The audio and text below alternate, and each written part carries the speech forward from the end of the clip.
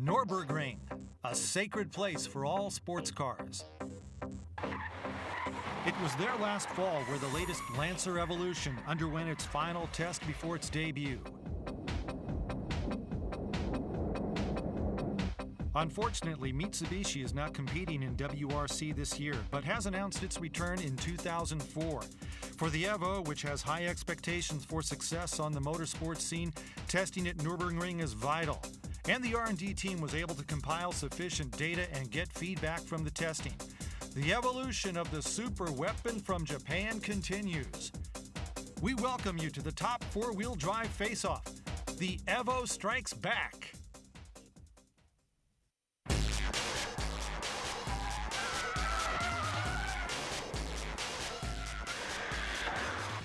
It's been 2 years since the debut of the Evo 7.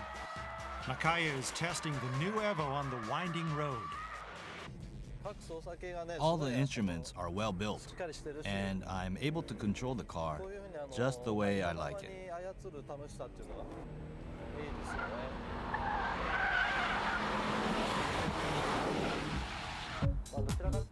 The main theme for the Evo series has always been weight loss, and the Evo 8 has accomplished this part. In addition, the build quality has improved dramatically. The quality of the plastic used for the dashboard has improved. Things like the judder from the steering is gone too. The fascinating thing about the Evo is the fact that the driver can control the car from the very beginning. When he gives the car a certain signal, the car will react to the driver's axle control or steering control and keeps that movement until the driver's next move. This car is built to very high standards. I can't wait to put this car against its rivals on track. Let's see how it will perform. Since it first debuted in October 1992, the Lancer Evolution has undergone a number of transformations over the past decade to reach this Evo 8. Top priority was given to improving the build of the body, as well as increasing its speed. Mid-range torque was increased to improve its drivability, and the gas tank capacity was also increased. Although there have been no distinctive alterations in its interior design, changes were made in the coloring and there were some minor changes in order to improve the overall interior quality. The biggest change was made in the newly designed 6-speed cross transmission, which is only 10 kilograms heavier than the old 5-speed. The rival STI got this feature 2 years ago, so the new 6-speed now leaves the Evo with no excuses. The suspension and brakes are from the Evo 7. Newly designed lightweight alloy rims wear the improved Advan A046. And all the electronic devices are Evo's secrets to its speed.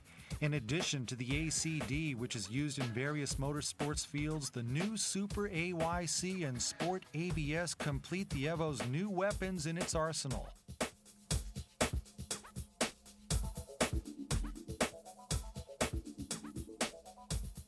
As this vehicle will be the base car for the WRC rally car, its aerodynamics were another important factor for the developers. The front bumper was redesigned for cooling efficiency. And this is the first time that a carbon fiber rear wing has been installed on a stock 4-door production sedan. The undercover creates downforce but has low air resistance.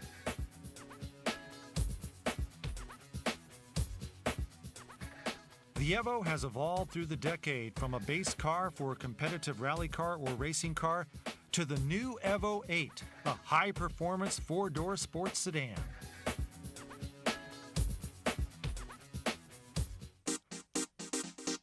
Let's take a look at the Evos on the motorsports scene. でここではですね、今度 RS、モータースポーツのベースバージョンとして今回も用意されているわけなんですが、この車にも、ACD、AYC、フル装備で電子制御入ってます。Evo is all about motorsports and competition. The base for all Evos is the RS model. The Evo 8 RS has two variations, one a 5-speed gravel version for rally, the other for the tarmac, like this one, which comes with alloy rims, 235 tires, Brembos, and front cross member, and the 6-speed transmission.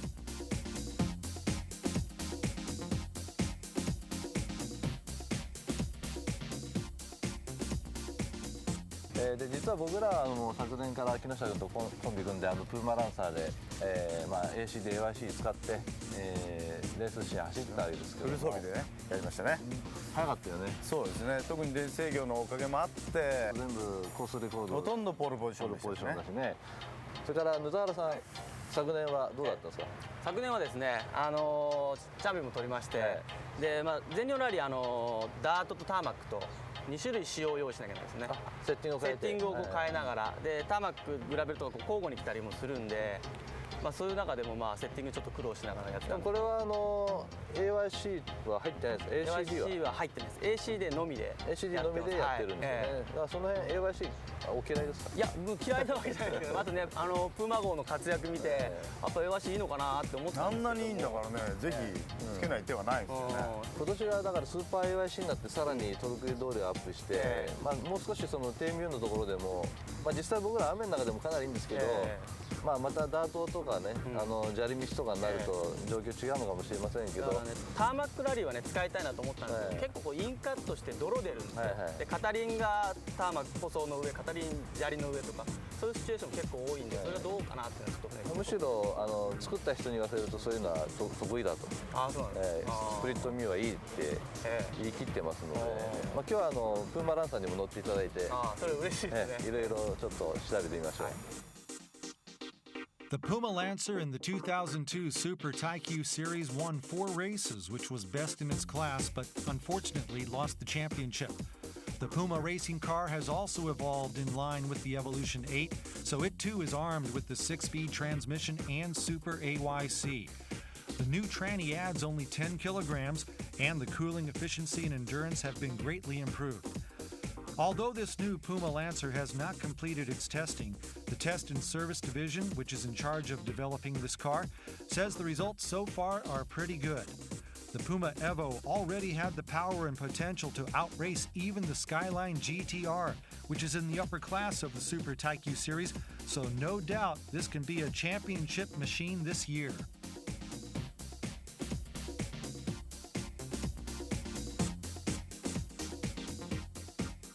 All Japan Rally champion Nutahara test driving the Puma Lancer Evolution. How will he rate its AYC system? レーシングカーってのも初めてなんだけどね。すごい乗りやすいな。なんかうちのラリー車乗りづらい。曲がる曲がる。And he's flooring it right from the start.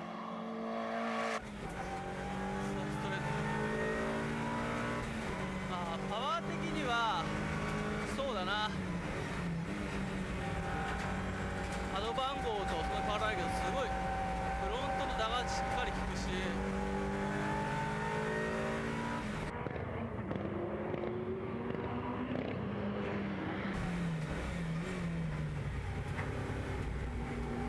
ここの辺からのアクセルオンでフロントが逃げないっていうのはすごくいい。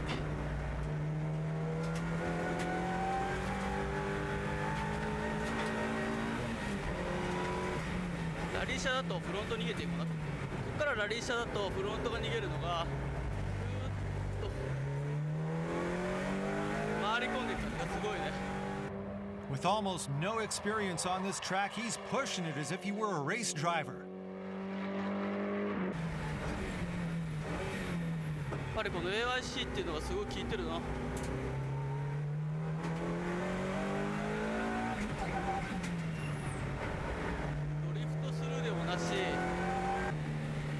いいとしか言いようがないね。ピタッと吸い付いてる気がするから、レースやりたくなったなこれ。面白いだろうねこれ、レースやったら。This is the Advan Pia Lancer, the champion machine from the 2002 All Japan Rally Championships. It's been 3 years since this Evo 7 machine first came onto the rally scene, but the refinements each year given to this car still make this one competitive machine. The All Japan Rally regulations are quite car-friendly. Modification limits are rather loose for CPU, turbine, intercooler, and piping mods. Changing transmission and gear ratios is permitted, though this car uses Super Cross Low, a stock feature. It's equipped with ACD. The All Japan Rally does not mandate a minimum weight for each machine. Therefore, this car is 70 kilograms lighter than the stock Evo 7, even with all the necessary equipment and additional body reinforcements. The suspension settings for this car are the same as the Japan Alpen version. That's the rally won by Nutahara in Group N. In 2003, new regulations imposing a ceiling on a car's output mean this machine is the most powerful machine in all Japan rally history. Here's Nakaya taking the Advan rally car out for a spin. How's the cornering on this one without the AYC?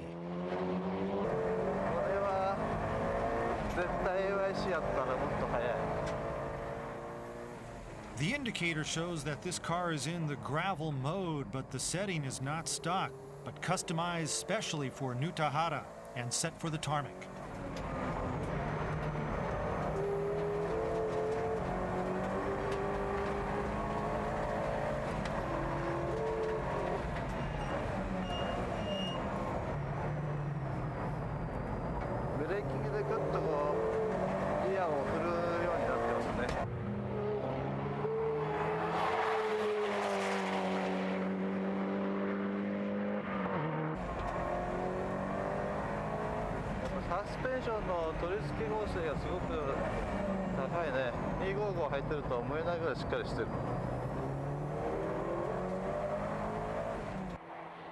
Who says rally cars are fast only on gravel? What a lap time! ブレーキングにドリフトにね、こう乗っていきやすい。で、その後、アンダー出してトラクションかけて安定させるっていう方法ですね。Kinoshita's driving the Evo 8 RS with 6-speed transmission. The car wears semi-racing tires to check if they match the suspension and to discover the new Super AYC's potential. And that means it's battle time. Maybe the first time for a Super Taiki racing car and a genuine rally car to race. They are all Evos, and they are off. Kinoshita's RS and Nutahara in the Advan rally car, good starts, but Nakaya-san, trouble? No, the Puma Lancer is given a 10-second handicap, as this one's got slick racing tires. Can Nakaya catch two opponents in just 3 laps?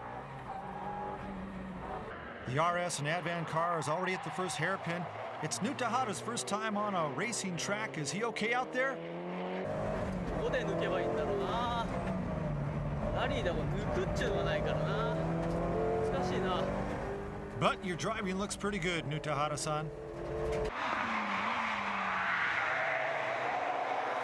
いしょ。さて、ストレート勝負はどうだ？ストレートで抜くしかないだろうな。 Looks like he's going for it. No! Meantime, the Puma Lancer is still at the second hairpin.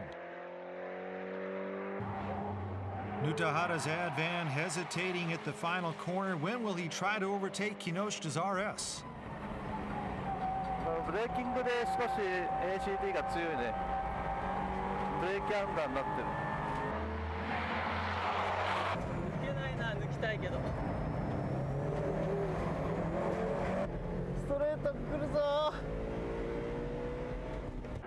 The Advan rally car taking advantage, pressuring the RS from behind. 早くしないとプーマ来ちゃう。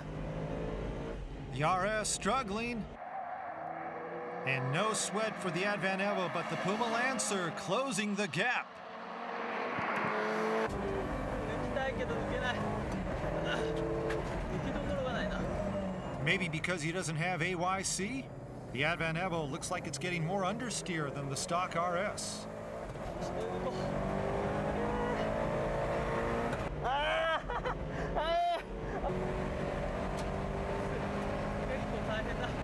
But the Advan car gets the RS. ダメだ。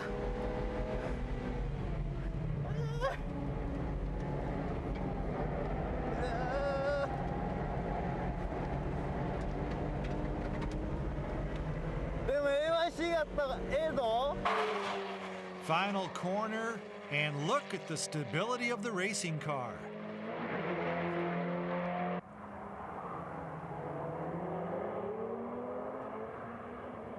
Here comes the Puma.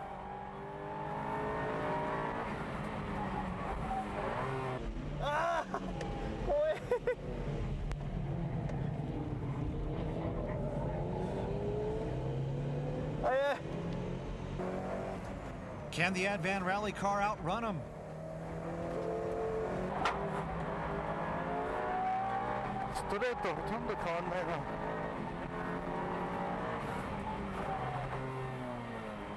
And the Puma takes the lead. 難しいよ。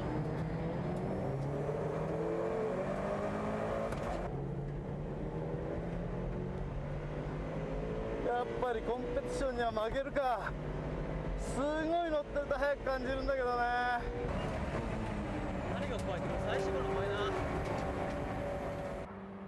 And the Puma's gonna come in first, showing what a racing car is all about. The Tarmac Spec Advan Rally car delivered better than expected. It should be a lot quicker with the settings adjusted for this track. かっこいいよ。なんたってかっこいいよ。もういい、かっこいい。分かった。どうでしたか。初でしたっけ？初バトルです。初バトルですね。面白いですね。面白いですか。お前インプレッションしてくれって言われたんだけど、喋るよりね、バトルでラリーってほら前にこう車して見ることないじゃないですか。こんなインリフトなんかしてひっくり返ってるかなと思って。後ろから来るし。後ろからはね、長さ来るし、なんかドキドキしちゃいましたけど。初めてですよね、筑波サーキット。1回だけね、簡単な試乗会で乗ったことあるんですけど。今日の動画でこの車全日本チャンピオンマシンですけども。何パーセントぐらい力出せたって感じですか。いやーどうだろう。やっぱこういうコースに向いてないですねまずね。セッティングが。セッティングが出口でこうブレーキングでもリアグーッと出だすし、であとやっぱりコーナークリッピングからあとアンダーステアが強いなって感じしましたよね。これやっぱりもうちょっとサーキット用に本来ここが例えばスペシャルステージだったら合わせていくと。そうですね。もうちょっとこうロールしないようにしてやった方がいいのかな。重心下げて。こっちはRS はどうでした？S タイヤつけたんだけど、これだけハイグリップタイヤつけたらねバランスがおかしくなるかなと思ったんですが、むしろ良かったという、特に AY シートのバランスがねすごく良くて、ノーマルタイヤだとどうもタイヤ腰砕けになってアンダー強くなってきて、そこで AYC で強制的に補正するようなところがあると思うんですけど、もともとのアンダーが少ないんで AYC が程よくねトラクションと操縦性をコントロールしてくれるっていう感じでむしろ良かったかな。RS なんかはもうこういう S タイヤつけて走ってくれと、そういうぐらいなまさにその答えを今見たなって感じですね。なるほど。これ走り比べて結構いいバトルしてるじゃないですか。大きく言うとやっぱりストレートが圧倒的に向こうの方が速いですね。で操縦性コーナーを見てるとこっちのその AYC 効いてる分だけ無駄なくいってるような感じはありましたね。そうだからねストレートでこうついていって、抜こうかなと思ってついていくんだけど、でこうクリッピングからぐーっと回り込んでいくんですね。こっちのねあれですよね。うちの車ずっとアンダーになってアクセル開けれなくなっちゃうっていうところはね。抜かれた後もそのアンダーのところにこっちがノズを入れ加減っていうこういうラインでいつも立ち上がってましたけど、さっき僕もちょっと乗せてもらったんですけど、やっぱりその AYC ついてないんで、あと ABS もないから進入のところでねやっぱ向き変わんないし、向き変えようとするとブレーキオーバーステアでコーンと向き変わっちゃうんで、これはラリー車だなっていう雰囲気したんですけど、野田原さんこっちに乗ってどうですか？まずやっぱり AYC のいい欲ですよね。特に僕感じたのはクリッピングからコーナー脱出に向けてハンドルを切ってる時にアクセル開けれるんですよね。ずっと曲がっていくんですよね。んですよね。ラリー車だとどうしてもずっとアンダーになるから我慢してなきゃならない、こう座を入れないで、その辺がもうすごいもどかしかったのが AYC 付きだとグリグリって回る。であと ABS もいいですね。いいでしょう。いいですね。今年はどうですか？今年ねちょっとチームに言おうかなと思って AYC まずつけてくれと。僕も乗った感じではね、とりあえずこの車 AYC つけるだけでかなり速くなりそうな、全体的にはねエンジンがねこれよりも中速のピックアップトルクがある感じでいいんですよ。上はこっちが伸びる。上はこっちが伸びるんですけどね。そうですね。やっぱセッティングがラリー車とエンサで使う領域が違うっていうのを分けてるのかもしれないですね。ね。やっぱ今年の AYC はかなり使えるぞっていう感じですからね。The Tsukuba four-wheel drive championship battle. With the wraps off the new Lancer Evolution, this is the first time for the new STI and Evo 8 to be properly matched up. Whatever the grade, these two four-wheel drive machines are ultra quick, and this time all the entry cars lapped Tsukuba in the minute 5-second range. BMI usually grids the cars in reverse pole positions, but this time the fully loaded Evo GSR and STI are placed in the front row and the three lightweight models in the back. 一番豪華仕様の GSR なんでね、スペック的にはちょっと不利なんですが、それでも結構いけるんじゃないかなと思って、うまくいったらいいなと思って自信あります。スバルの STI インプレッサがどのような勝負を挑めるか、まあ僅差のレースになると思うんで、楽しんで勝ちたいと思います。ラインエンブでも RS の5速なんかモータースポーツベース車らしいんですが、まあどうなるか分かりませんけども、周りの車がもし、見れれば、特にライエボの8とインプレッサの戦いが見えれば、僕からいいなと思ってます。2年ぶりにですね、大幅に進化した8です。ライエボ8、6速ミッションの方に乗ってます。まあ、少しタイヤと車のマッチングがあんまり良くないみたいで、ただまあバトルになるとどういう展開なのか分かんないので、とりあえず、負けないように頑張ります。はい、スペック C です。本日とりあえず、タイムアタックはベストです。もうちょっとこう前に進んでほしいところもあるんですが、逆に、これからどんどん上手くなる人には曲げやすくて楽しい車になってます。その辺ね、見てください。No way of predicting who will win this one, so let's get it on! They are off. These 5 cars have so much in common. The front row and second row side by side going into the first corner. Right there, and let's check out the start again on the replay. Nakaya's RS rocketing out of the gate, but his time attack result not so good. And Hattori in the Spec C going from the outside here. ガンさん、こっち来ないで。金ちゃん、よし。 Evo's leading in both the front and second rows. Some kind of welcome gift from Subaru? How long will that last? 危ない。 That's what we call defensive driving. Well done, Nakaya. And Gan-san, isn't that a little bit too much speed going in? タイヤグリップしないよこれ。 And look at the gap between the two fully loaded cars in front and the white trio in back. Guys, you'd better get your act together. さあストレート勝負。そんなにこっちの速いか？ Top of the line models going head to head. The cornering lines between them, though, are a little different. おー、アンダー出てる、アンダー出てる。タイヤが冷えてるな、これ。 Kinoshita in the Evo 8 GSR holding Takia's STI here and going into the second lap. Nakaya still behind Gan-san's 5-speed RS, and Hattori Spec C should be right by his side. How's the acceleration between these two cars? The Spec C gets into 4th position, and Nakaya's RS running last. And wow, Evo 8s can drift like that? And looks like the gap between the GSR and STI is widening. ほとんど変わんないんだけどな。 The STI has lower overall gear ratios than the Evo, and it seems that the gears are just right for this track. The battle for 3rd place heating up. ストレートもなんかどうしたのこれ。全然追いつかないんだけど。 What is wrong with the 6-speed RS? Acceleration slower than the 5-speed RS and the Spec C, but the beautiful zero counter's still there. And now into the 3rd lap.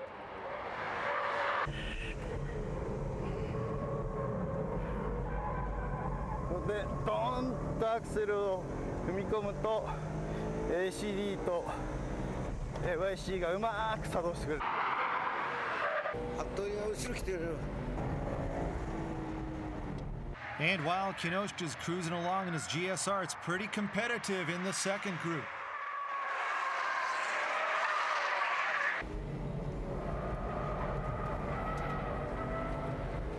インプレッサーはブリヂストンタイヤか。 The Advan A046s on the Evo 8 have been specially designed to allow high-level traction on wet surfaces. Does this have anything to do with today's performance? タイヤのグリップ的にも全然負けてるし、このストレートの差がね、6速だから遅いのがそういうわけじゃない。 You're not doing that bad, Nakaya-san. That zero counter is still looking good.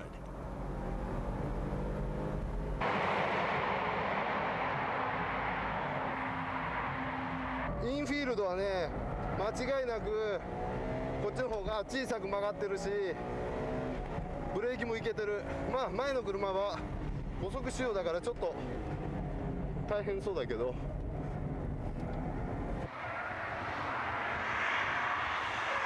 エンジンの伸びがちょっとでもランエボの方がいいのかな。スペック的にはインプレッサーの方がいいんじゃないかな。 You're right, Takia. Spec sheet says the Impreza has a higher torque by 0.2 kilos. And here comes the Spec C.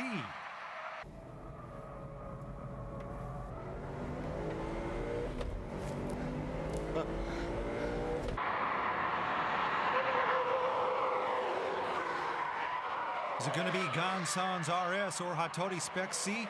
Not much difference in acceleration. By seeing them together, the Impreza's understeer is obvious compared to the Evo. And the final lap, Kinoshita's fully loaded GSR. Is it going to get away? Ironically, the three lightweights behind have been the fastest group of cars here at Tsukuba.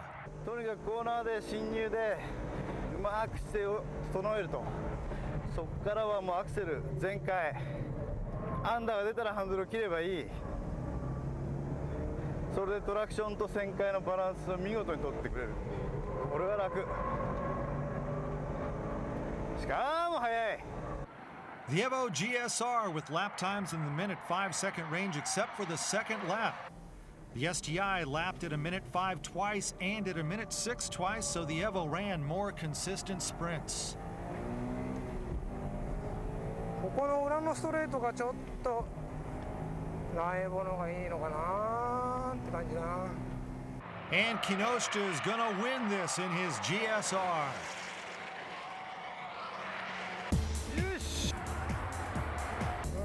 負けた。 Three lightweights unable to catch the fully loaded cars in front, but can you believe the Spec C's best time was a minute 4 seconds? なんかでもほっとしたね、本当。大満足です。いやーでもスタートのちょっとした差がね、そうだね最後まで響いちゃって、ランサーのがちょっとスタート良かったんです。スタート良かったね。それからオープニングラップの、コーナータイトコーナーその差がなかったんだけど、裏のストレートで少しちょっとね、ストレートがちょっとランサーの方が速いんですね。あとはね、ほとんど一緒で、後ろに速いクラスがいたんですが、どうなんでしょうね。どうなんでしょう、後ろは。速いクラスは面白かったよ。あのスペックのタイヤ1周目全然タイヤグリップしないな。1周目も5周目もあんまりしない僕も前経験あるんですけど、軽い車、足が硬い車って結構こういう寒いコンディションとか埃っぽい時グリップしないんですよね、軽くて。だからやっぱり適度な重さがあった方がタイヤに荷重乗って、そういう意味では僕らが乗ってる車の方がやっぱりオールマイティにどういう条件下でもやっぱりちゃんとそのバランスがいいっていうのが乗りやすいっていう条件だと思うんです。50キロ以上はね、車重の差があるからね。で、ガンさんとバックストレート比べたんですけど、そっちの方が速いんですよ。やっぱ軽いのかな、ちょっと。10キロ違うんですよね。だから若干ストレートは速いんだよ。5速の方がね。それでインプレッサーと比べてもストレートはちょっと同じぐらいだからちょっとけどエンド一番ストレートエンドぐらいは最後伸びるんですよ。最後の最後だけって伸びるんですよ。GSR のね新しい6速なんかすっごいタッチもいいですよね。そう6速合います？すごい綺麗に。ここリアヒマの6速まで入んないでしょ。6速までは入んないですけどね。STI はね STI はね最終コーナーが合わないんですよ。3だと吹け切っちゃうし4だとちょっとプッシュアンダーになっちゃって、そういうところもちょっとねランさんにやられた要因かなと思う。そうトップバンドも広いんで回転が多少ね外しかけても別に被害はないっていう。なんかすごい生き生きしてるもんね。かなり気分いいです今日は。でもランサーはやっぱりエボが増えてって進化してますかね。大幅に進化してます。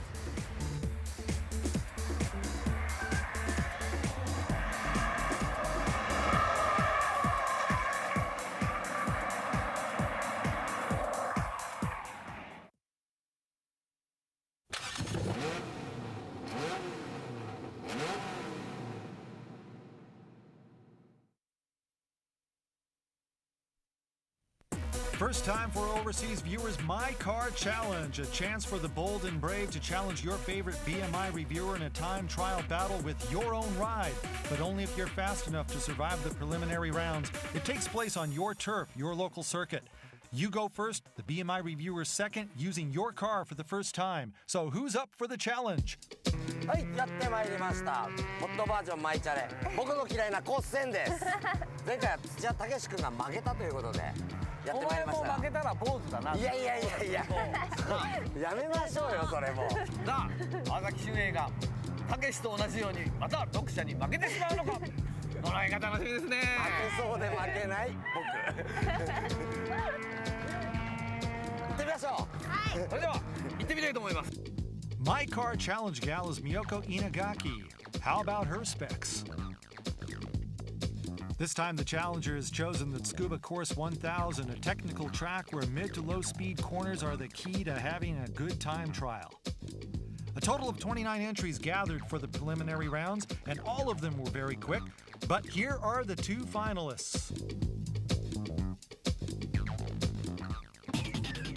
First, challenger Ono. He'll take on Kawasaki. His battle machine, the 92 Toyota Starlet GT Turbo.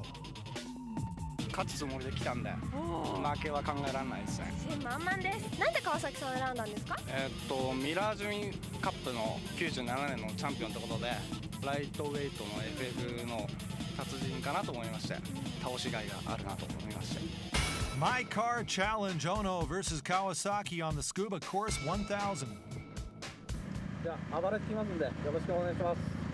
Not lacking for confidence. We'll see what he's got. The camera car is in the Deck Evo 7, brought to Tsukuba all the way from Nagoya.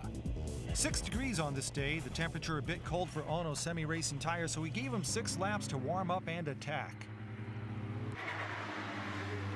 っていうかあれじゃ温まんねえよ。あれじゃ温まんないよ。もういいよなんでも。俺が負けるのみんな期待してんじゃん。回数多すぎ俺。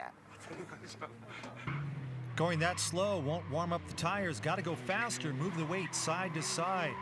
And he's off on his time trial. Shifting up early. This guy knows how to drive Starlet turbos. Whoa. Guess he didn't warm up the tires enough. He oversteers at the corner entry, but clears it without a sweat. Looks like a controllable machine from here. Tsuchiya-san, how are you seeing it from the camera car? Tsuchiya-san? All right, well, it looks like he's got other things on his mind. And Ono breaks his own record. The challenger is really fast. Wonder if Kawasaki has met his match. 負けるもんか。かな。And Kawasaki going for his time trial, not as confident. いい感じだよ。どうやって運転すればいいの？ And Kawasaki attacking gingerly, trying to get acquainted with his tuned Starlet Turbo. He's revving higher than Ono when shifting. How was that first lap? Let's see. 4/10 of a second slower. He is in trouble now. Kawasaki using fourth gear for this straightaway on the first lap, but using third on this second lap.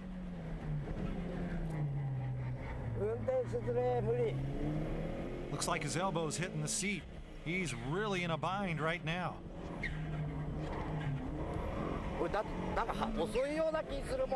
We shall see.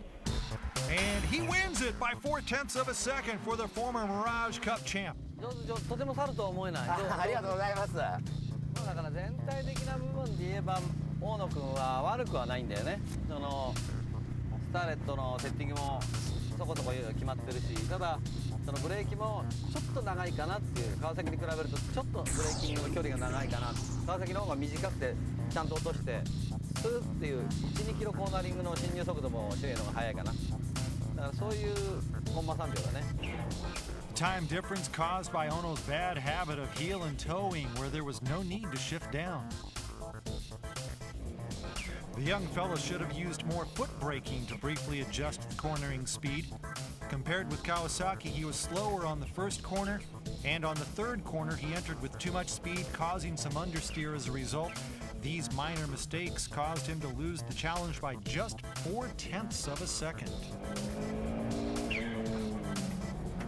ということで負けたのは大野君でした。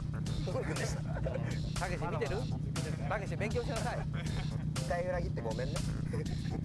またゼロからスタートして今度こそは絶対倒したいなと思います。ありがとうございました。Next, Challenger Kono, who works at a TV station, he'll go against the Drift King Tsuchiya.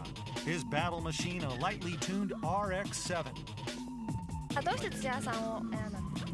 走り屋といえば土屋圭一、今まで土屋さんに、同じ腕を持つようにこう走り込んできたんで、腕だけでは負けないようにと思って走り込んできたんで、こういうチャンスをなんとか是が非でもものにしたいと思いまして。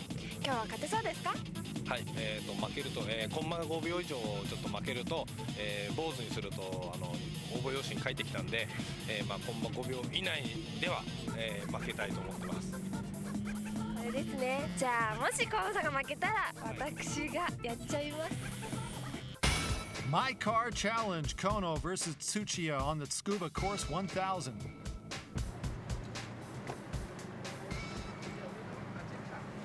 作戦は後ろの土屋さんのプレッシャーに負けないように。なるほど。はい。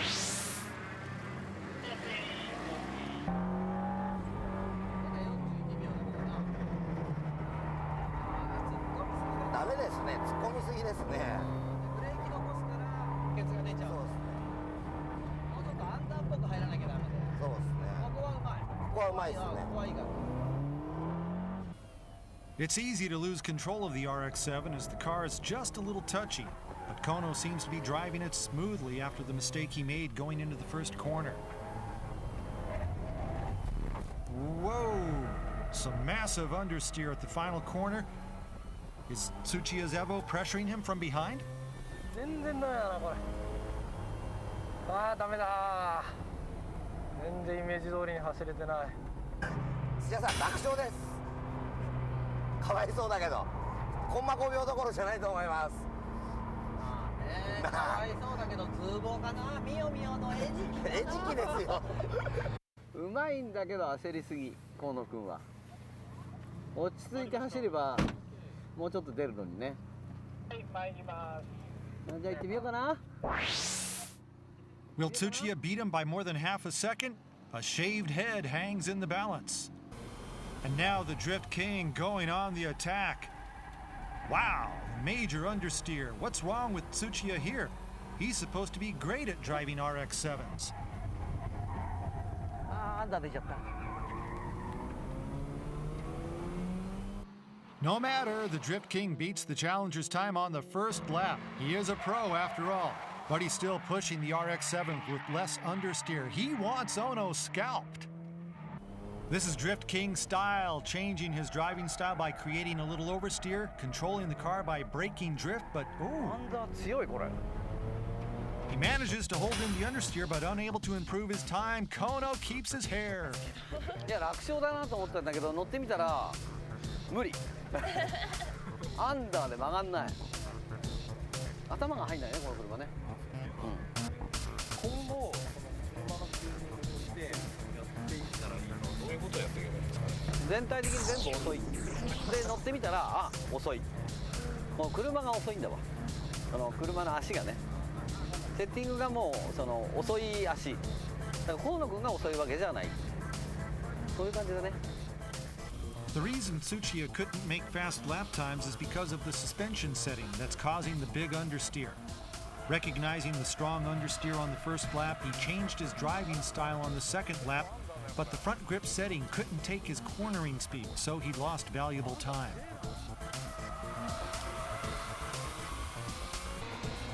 This is footage of when Tsuchiya tested the stock RX-7 on the same track. We can see that his steering work is stable, and he's controlling the car easily. This shows that keeping good balance of a stock car is very important, especially if you're modifying your car while trying to maintain the feel of the original, like Challenger Kono has done. 最初は坊主をかなり覚悟してたんですけども思ったよりも差が出なくて本当に助かりました、土屋さんありがとうございます。坊主にできなくて残念です。さあマイカーチャレンジ終わりましたけど、はい、終わりましたねえ、いかがでしたか。今日も壮絶なる戦いが見られました。壮絶なる戦いだなさすがみよみよのマイカーチャレンジまあRX-7 だから楽勝だなと思ったんだけどいやびっくりしましたよ。いつになったらこの人アタックするんだろうって俺1周目からアタックしたんだけどなんだこのアンダーはみたいな。だけどね俺思ったんだけどスターレットといいねバケタ君のといい乗りやすい乗りやすかったですね。乗りやすいだからこれだんだんねやっぱこうホットバージョンを見てくれて車のセッティングがねだんだんみんな分かってきてくれた。これがね一番いいね、ホットバージョンとしてはね。そうですね。車はちゃんとトータルバランスで乗りましょう、はい、さあこれからもですね世界中のマイカーチャレンジに出かけていきたいと思います。あれは俺が考えるそのストリートのチューニングじゃないよね。その筑波走って何秒っていうああいうなんていうの過激なチューニングっていうのは俺はだんだん世の中から消えていくんじゃないかなと思ってるしね。その筑波何秒出ましたって一発これだけ速いですって言っても決して乗りやすくて楽しい車じゃないね。チューニング業界でパーツを外すっていうのはタブーじゃないかな。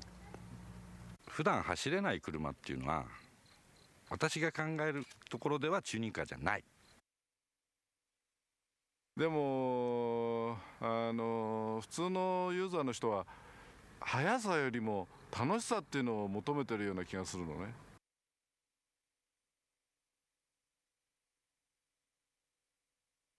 いい車っていうのはこういった普段俺たちが直面するような路面だよね。アンジュレーションだとか凸凹だとかそういったところで速くて安全で楽しい車、それを探すために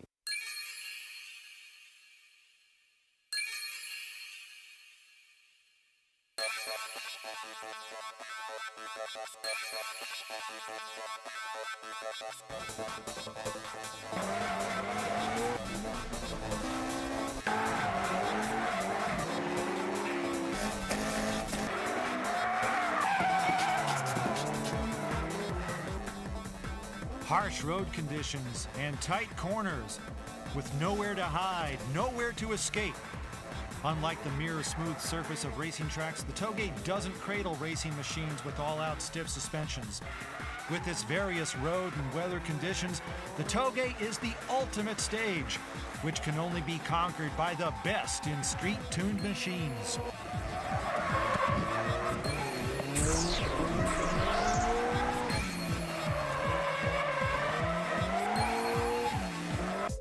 さあ始まりましたホットバージョン60、今回ですね峠最強伝説またかいまたかいストリート中ナンバーワン決定戦です。はい、ご覧ください。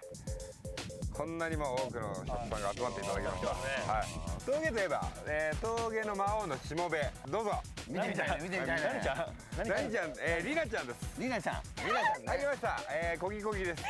大股開きのコギコギです。一生懸命です。はいはい素敵素敵はいどうもはい皆さんようこそ魔王の国へ魔王のしもべのリナです本当に魔王みたいなのが来ましたね This cute little servant's name is Rena. She says she likes people watching.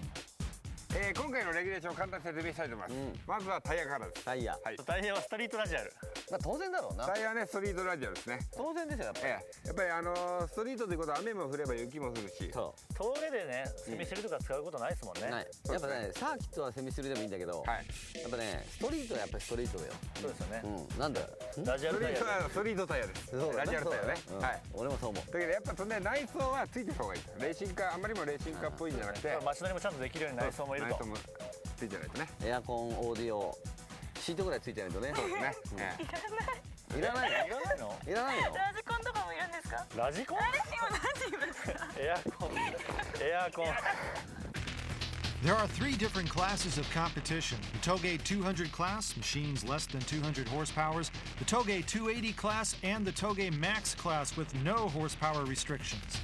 今回は、その中の峠200クラス、そうですね、まず1回目はそして予選をやりまして、まあ予選っても単なるタイムだけじゃなくて、気持ちいい車も含めてフィーリングとタイムを合わせて、上位何台か選びまして、その中で禁断の車と今回は峠200クラスの勝負と出しちゃいけないですあれはシードですシードねシードは予選なしですそれはそうだね、シードだからねシードは予選なしですということで軍祭のワインディングを制する者はストリートを制す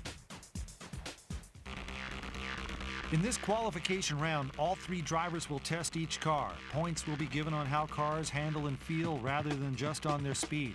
For reference, we'll time a specific section of the course.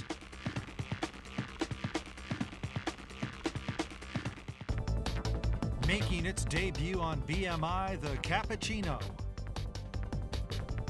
高速ステージ入っちゃうとどうしても排気量の問題もあって勝負にならないんで街中と、ミニサーキットは絶対勝とうという方針ですね。なんとか頑張って頭取ってみたいと思います。よろしくお願いします。シフトは8500。A 51-49 weight distribution, FR layout, and a double wishbone suspension aren't bad for a small car package.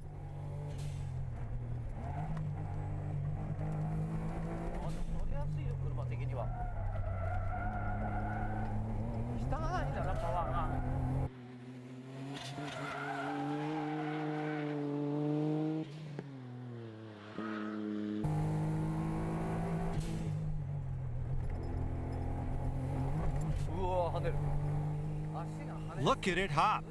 These kinds of bumps and gaps are something all cars have to overcome to rule the Toge.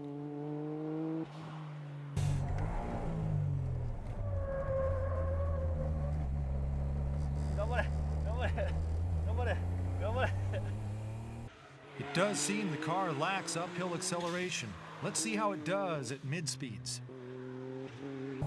意外とね、ちっちゃいくせにトルク感がある走りするね。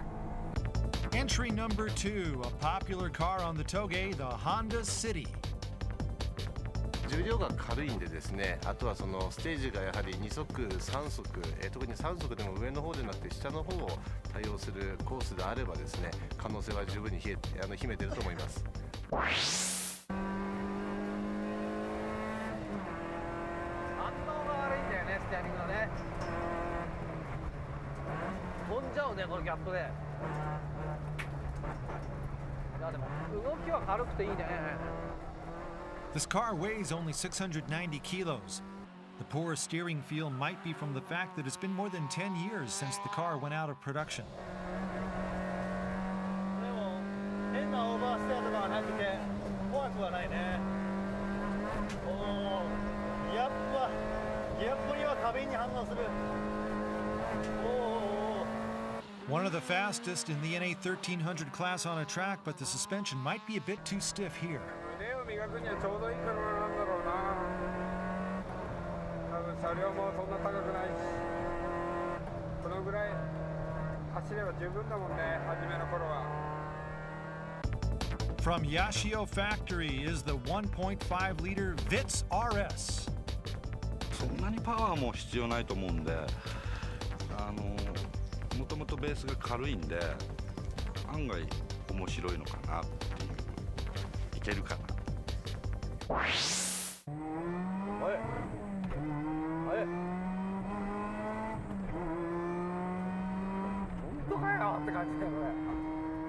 The supercharger pulls the light car all the way through the acceleration. これあり。これありだね、このビッツは。うわ、怖い。ABS 入っちゃって怖いや。なかなか。うお、これ。あ、でも立派立派。足もちゃんと吸収してる。結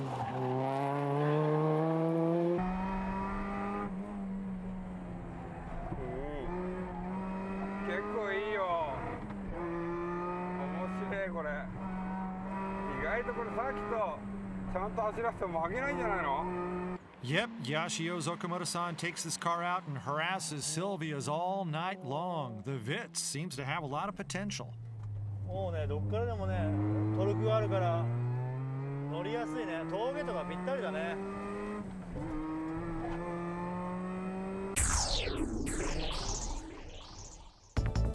Auto Garage Loft brings the most popular car at the Toge, the Hachiroku. 今回のこのストリートラジアルという、中で、コントロールしやすくというふうに、味付けしたつもりなんですが、非常に足は悩みました。今日合うかどうかやってみて、楽しみです。The Drift King going all out from the start.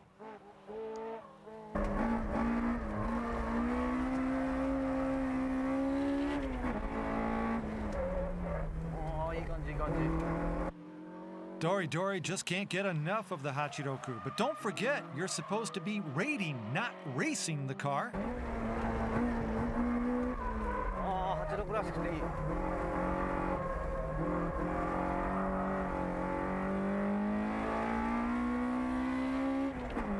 上のパワー俺のよりやっぱあるな。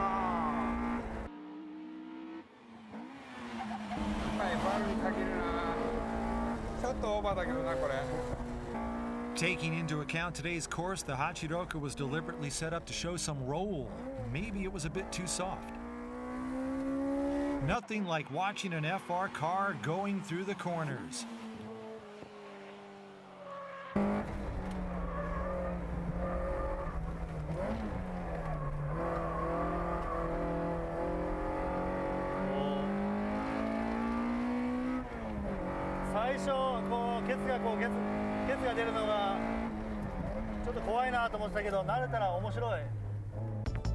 Famous for tuning the Miata, RS Aizawa brings out the NB8. 本当にフラットなトルクのエンジンなんで、どこからでも使えるような形には取っているんですけど、その辺でなんとか他のパワーのある車に追いつけたらと思います。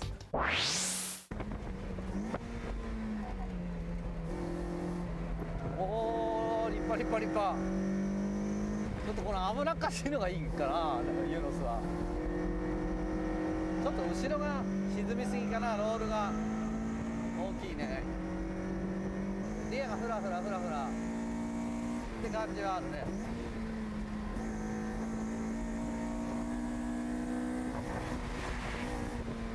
ああ、エンジンはいい感じだね。エンジンは気持ちいい。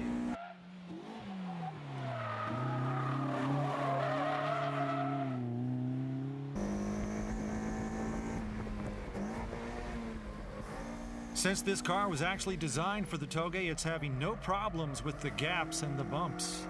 操る楽しさがあるね。ロードスター、オーバーステア。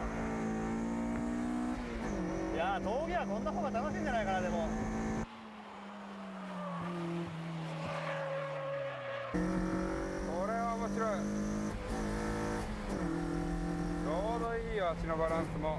No doubt about it, FR cars are always fun. So what's the midterm report? 今のところですね、総合評価でいいのがビッツ。いいですね、ビッツ。あれバカにするとね、やばいね。And for reference, the Hachiroku leading the sector time at this point. 中間報告です。The last of the rear-wheel drive cars is the midship MRS. ホンダ車もやっているだけに、その FF の弱点を知ってるだけに、このミッドシップでハンドリングマシンで、チャレンジします。トヨタ車オーナーの方期待してください。いい感じかもしんない。かも。決勝に残れるかな。今日は残れないような気がしたんだけど、コンセプト的にはもうビッツにやられたかなみたいな。Just to remind, this machine is the Koki version after the minor change. おー、いいねこれ。うわ、すげえいい。これめちゃんこいいじゃんこれ。おー、スポーツカー。いいね。8500まできっちり回るこれ。In a Celica, the 2ZZ engine doesn't feel all that powerful, but in a lighter chassis MRS, the engine revs and feels like a VTEC. ちょっとシビアだね。The MRS clocked the best sector time, beating the Loft Hachiroku by 0.3 of a second.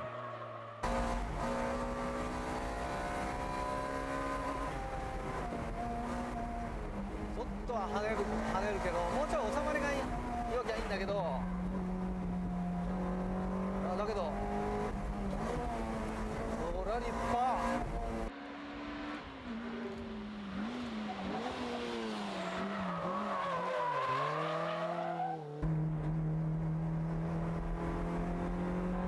早い、これは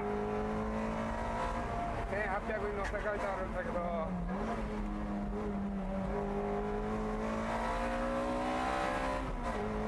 面白い。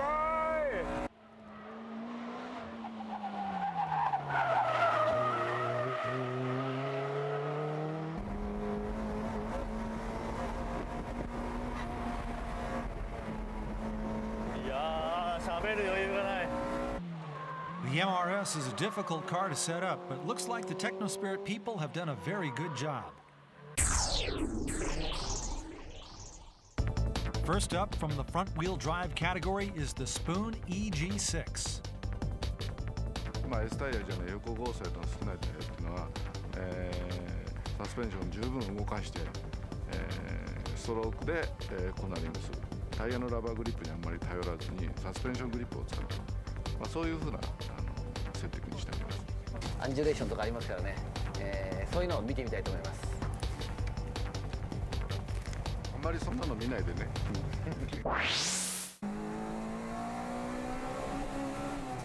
いねいいね。もう行っちゃうよっていう感じになるよねこれ。Just give a listen to the VTEC orchestra at work.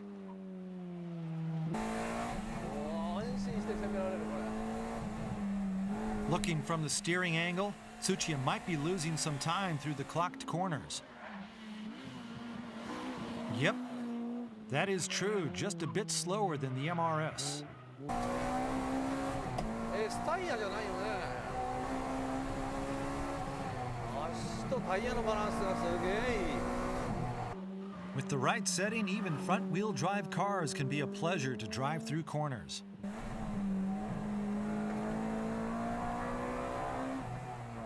いいな。レーシーな中に乗りやすさがあるな、この車は。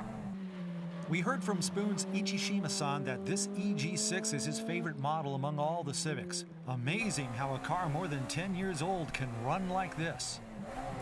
おー、これ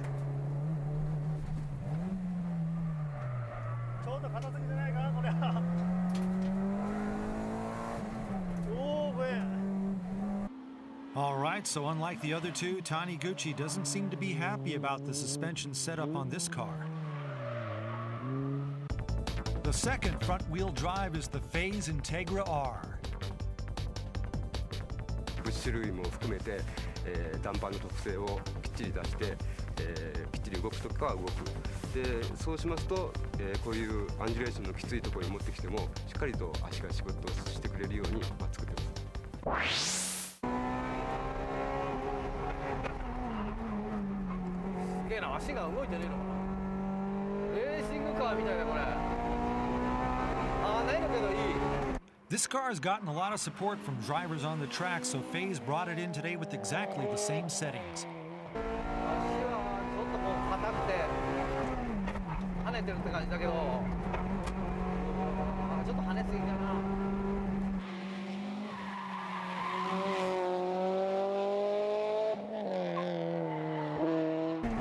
エンジンいいね。ブレーキのフィーリングもいい。Even from outside, looks like the car is hitting the gaps. Sector time's very close to the MRS.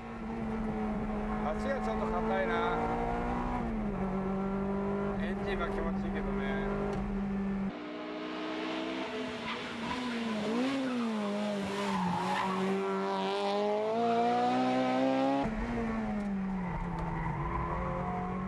旋回の感じはいい感じだな。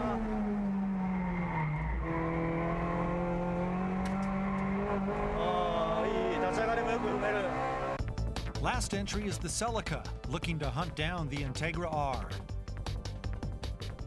ドライバーに情報が入りやすいような足回りという形で、決してこうガチガチな足ではないですね。しなやかさで勝負っていう形。トヨタオーナーの皆さん、打倒 VTEC でいきましょう。On the track, the Celica always trails the Integra R. Let's see if it can change that on the Touge. わあ、いい感じだこれ。わあ、いい感じいい感じ、すげえいい感じ。ノーマルっぽい足なのにすごくいい。安心感あるねこれ。う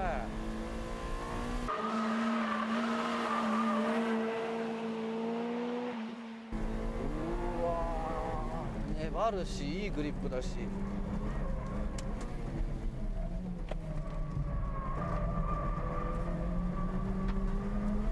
わー、いい感じだよこれ。素晴らしくいいよ。Looks like the standard spring plus damper setup instead of coilovers was the good choice here.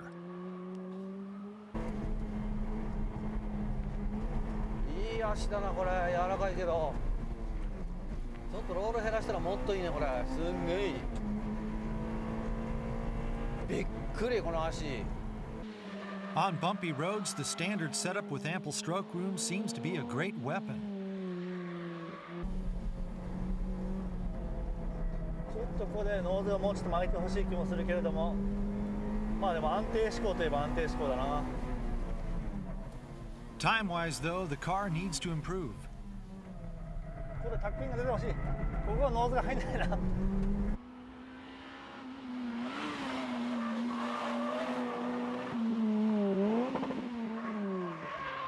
ちょっと止まってる時は車高が高いかなっていう感じを受けると思うんだけど、やっぱこのぐらいね、車高を上げてサスペンションをきっちりストロークさせて、四輪のタイヤを常に路面にこう設置させておくっていうのは大事だね。 This is what it's all about. A fast car on the track isn't necessarily a fast car on the Touge. As far as sector time goes, the TechnoSpirit MRS was the fastest. The City and Cappuccino, not bad at all. And now the drivers are reviewing their notes from the qualification round. They must decide on the 3 cars to be entered into the finals. というわけで、峠200の予選も終わりまして、はい、ここで結果発表したいと思います。結果発表。はい。結果発表。はい。これはもう9位からいきます。9位から俺の低いね、65点。これ低かったですよ。なんでしょう。じゃがじゃん。シティ。いやなんかね、僕が乗った時ね、異常にステアリングの反応がなかったんです。いやいや、僕らの時もそうだよね。ここまでないよ。ないですよね。エンジン自体はノーマルなんで結構、バランスは、ステアリング除いては、いいのかなと。車はね、車は良かったよ。ステアリング良くなれば随分良くなりそうですよね。と思います。さあ続いてじゃがじゃん。カプチーノ。カプチーノ。カプチーノ。ステアフィールがこうフラフラするのは何なんですかね、センターの。やっぱり同じ理由でスタイリングラックがもうガムブッシュになって9年目ですので、じゃあそこをリフレッシュすれば。そうですね。ショートホイールベースで最初その動きにピーキーなのに戸惑うんだけど、慣れたらちょっと面白かったんだけど、あれこれ意外といろんな車かむれちゃうかなと思いますよね。ただね、俺には狭かったです。続いていってみたいと思います。第7位、じゃがじゃん、インテアール。車高が基本的に低すぎた。思ったよりギャップが大きいっていうのがね。そうなんですよね。タイムは速いんですけどね、2番手タイムなんですけど、はい、エンジンとかすごくいいんですけどね。6位、はい6位、86出てきましたね。これはなかなか折戸さん辛いですね。僕低いですね、点数。ちょっとね、乗った時にね、すごいね、まだロミオとレースでオーバーステアがすごい気になったんですよ。こうハンドル切るとふにゃーん。そう、そこでこうテールが出そうになるじゃないですか。でブレーキングするとちょっとリアも軽くなりがちだったんで。あれが柔らかいんですか、あれ。ちょっとフロントも柔らかかったかもしれないです。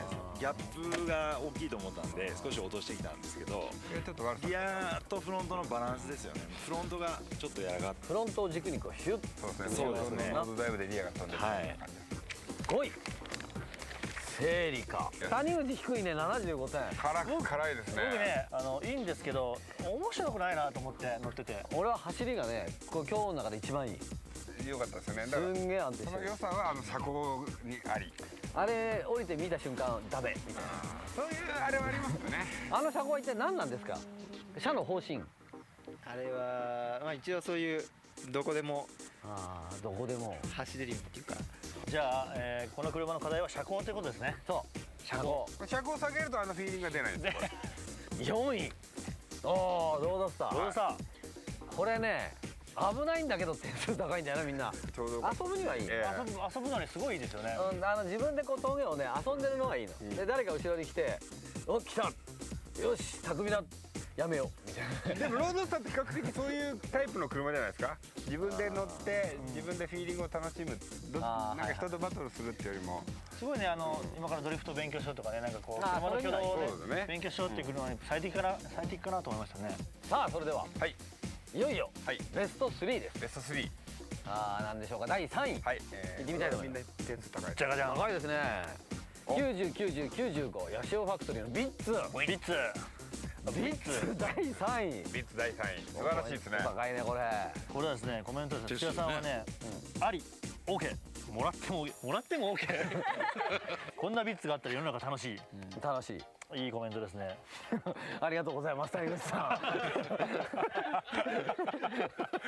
ん。これででも抜かれたら嫌ですね、このビッツに抜かれたら嫌ですね。シルビアとか乗っててね。シルビアを追っかけるのが面白い。抜けちゃいますね。抜けちゃう。区間タイムでは。区間タイムですね、15秒56にちょっと一番遅いは遅いんですけど。ありがとうございました。シルビアは全く追っかけられませんね。そこで第2位です。はい。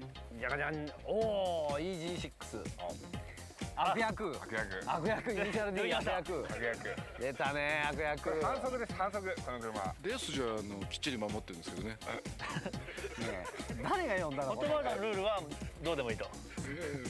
将軍さんお願いします。何がまあ古い車だから内装が腐っちゃったとかシートがひび割れして破けちゃったとかそういうこともある。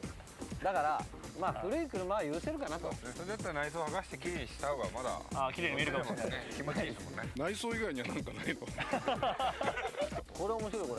これだって俺もうどっからでも対向車でも U ターンして追いかけちゃおうかなみたいな。おお速そうみたいな。もうスピンターンみたいな。クロスミッションがまたいい感じでいくんですよね。いいクロスですね。これいいクロスだね。すごい加速気持ちいいですよね。なかなか。さあいかがでしょうかね。どうもありがとうございました。もう本当に。さあそれでは第1位。ね。1台しか残ってねえっつうの。ですね。スピリッツ MR です。はい。ね。バーフェンのこうでかいのがいいと思ったけどノーマルでもいいね。いいですね。あれちょっと跳ねるけどね。いいですね。これなかなか立派なもんだね。シェイクダウン。ありがとうございます。 MRS ってのは本当に面白い車だなと思いますよね。だからベースがよっぽどいい車なんだろうな。ベースいいです本当に。じゃあ改造がいいんじゃなくて選んだベースがいいの。ベースが良かったと。ベースが素晴らしくいい。MRS というベースがいいんだこれ。バーフェン張ったね MRS で真剣にサーキット走った結果がやっぱ MRS というベースがいいんですよ。これは別に前にガソリンタンクを持ってきたりしないんですね。これは全くしてないですよ。お客さんベースがいいんですよ。インチキはしてない。インチね。もう86を知ってるからこそできた。ああ言うね。インチキのツボ分かってる。これはいいよ。いいですよね。これがノーマルだったら最高に面白い。で足がちょっと跳ねるのとね、あとこうケツの出方がこうちょっとピーキーかな。ね、それで俺は89点だったんだけど、もうちょっとねこうペタッと安心してて、ドライバーが横向けられるようなね、そのドライバーの意思でこうピクッピクッって動くのがねちょっと気になったけど、シェイクダウンとしては上出来。これはなかなかいいね。こんな MRS が売ってたら買うかな。僕もそう思いました。1位ですね。ベースがいいんでしょうね。はいどうもありがとうございました。はいどうもね。でですね、この中から決勝に進む3台を上位3台。これもう上位3台がバトルでしょ。じゃないんですね。The original plan was to take the top 3 cars onto the final round. In the end, though, we decided to give more weight to the sector time. And since the Vitz was a bit too slow, the Celica will move on to the final round. So we're presenting the Vitz with a consolation prize. 特別賞。特別賞。はい。ということに決定いたしました。ビッツはありだね。ありですね。操る楽しさみたいなものをこの車で再現できたらいいなと思ってたんですけれども、3人のドライバーのコメントを聞く限りそこは合ってたのかなっていう部分でかなり満足してます。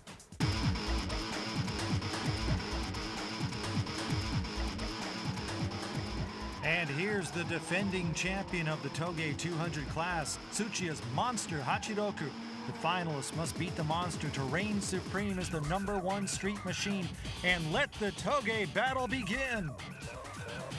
The battle stage is the 1.5-kilometer downhill winding road at the Guma Cycle Sports Center.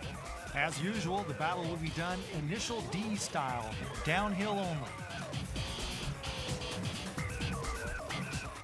Toge Battle 1 semifinal. Tsuchiya's Hachiroku versus the C1 Celica. まあでも下りでなんとか追い詰めましょう。あ、ぶっちぎりましょう。ぶっちぎりましょう。千谷さんの86とですね、頑張って行ってみたいと思います。いただきかな。全国のセリカファンの皆さん、あまりいないと思いますが。And here's the rolling start. Check out their footwork. やられた。They're going at it like it's a real GT race. ストレートで離れちゃうもんね。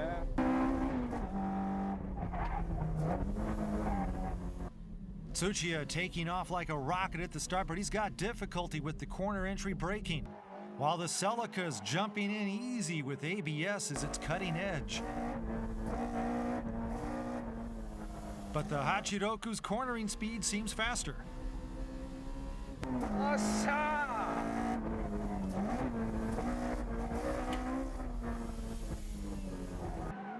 But again, the C1 Celica shortening the gap at the corner entry.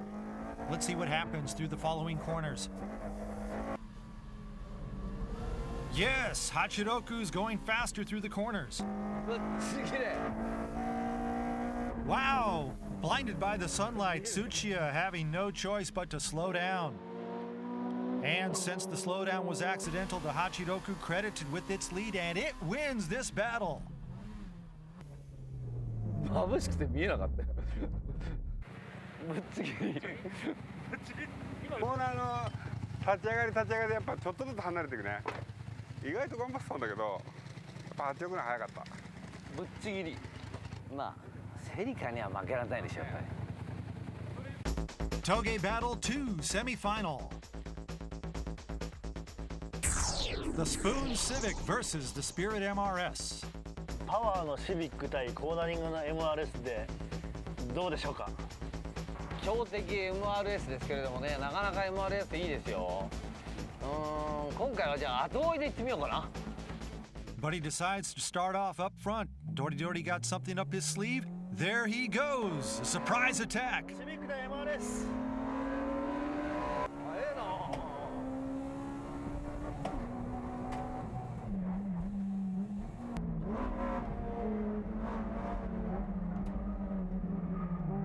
コーーナーはやっぱり MRS の方がいい感じだな。 Even though the Civic rocketed out, the MRS is right behind. The front-wheel drive Civic has to ease up on the gas at the corner, but the MRS can keep stepping on it. オーナーはやっぱ全然 MRS だな。 Tsuchiya is even using first gear, but the MRS is right on his tail.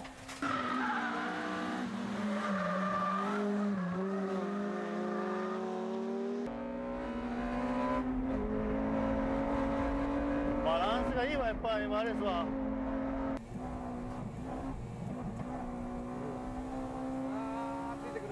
And the MRS wins it. いや MRS バランスがいいです。峠は屋根の車ない車はやめよう。危ないなんかあった時には屋根なしはもうなし。屋根をちゃんとつけましょう。そう危ない。どうしたらいいんでしょうか。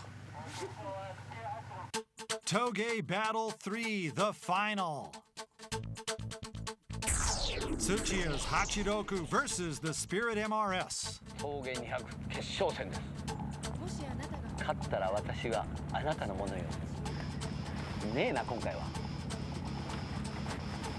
まあ新しい車ということで土屋さんの無敵の峠キング86号をやっつけたいと思います。おーし。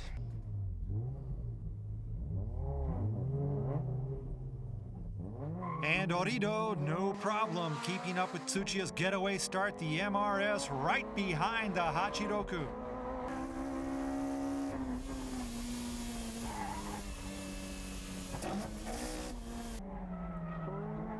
Look at Orido hanging in there. And check out Tsuchiya's crazy move, dropping his front tires off the road. The Hachiroku running just like an initial D, anchoring his front tire to the inner ditch of the road right there. Orido's going wild. The two cars weigh about the same, but the MRS is a midship with more power. Will that make the difference? Hey! Is he ever excited?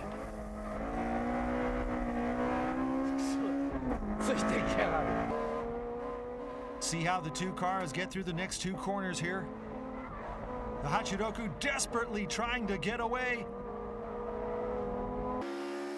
And it's a draw! 入れ替えようかな。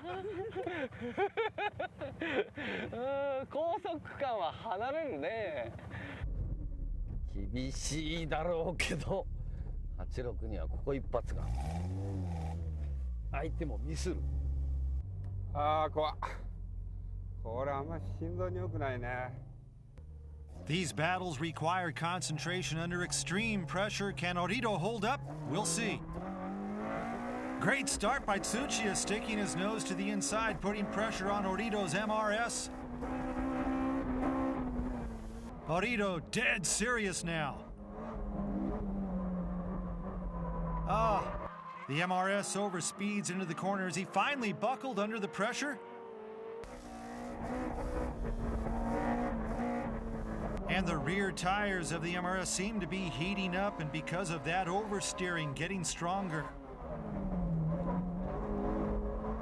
And with the change in steering balance, Orido struggling to accelerate out of the corner. Tsuchiya right on him.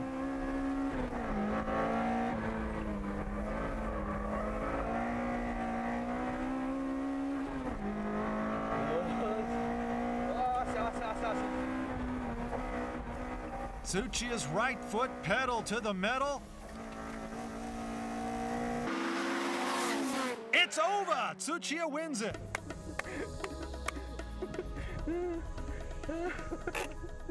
勝った勝ったよしというわけで、峠200クラス決勝戦が終わりました、今回の優勝はですねなんと、僕らが担当した MRS ということで違うもうベタベタに追いつかれたじゃん。あれ違うベタベタでごめんなさい、間違えました。後ろに見える、土屋さんの魔王の86です。まあほんと僅差、ほとんどぐらいというわけで、まあ負けちゃったんですけど、なんか言いたそうだね。いや、もう一回もう一回リベンジ。あれね、こう見てるとね、単独で乗るとこれが一番速いなと思ったんだけど、こうギャップとかね、バンプでポンポンってこうなる。怖いですね。あれはね、ちょっとまだ進められないね、皆さんにはね。タイムがある。ちょっと怖いですね。速いんだけど、ちょっと進められない皆さんには。ちょっとテクニックが必要かもしれないですね。ということで、今回はなし。あれ？なし。はい。何があれだよ。いえいえ、すいません。こんなお前、魔王の車をやっつけて初めてこのカップがもらえるんだよ。で、帰ってドンペリを飲むと。魔王の車相当ぶっちぎんないと絶対勝てないです。トータルとしてね、これは皆さんに勧められるなと思ったのがセリカ。セリカいいですね。そういう意味でもね、どうしても車高がダメですね、僕的には。俺はね、車高はダメなんだけど、ダサいな、車高な。ダサいですよね。あの足で車高を落とす。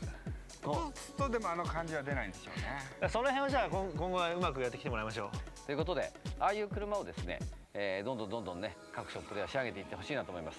あとスピリッツ、もうちょっとね、足がね決まってくると面白いですね。速さはありますからね。わかりました。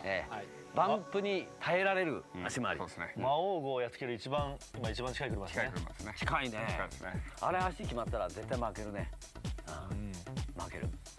さあということで、スピリッツに負けないようなですね、いい車、セリカに負けないようないい仕上がりを持った車をですね、どんどん募集していきたいと思います。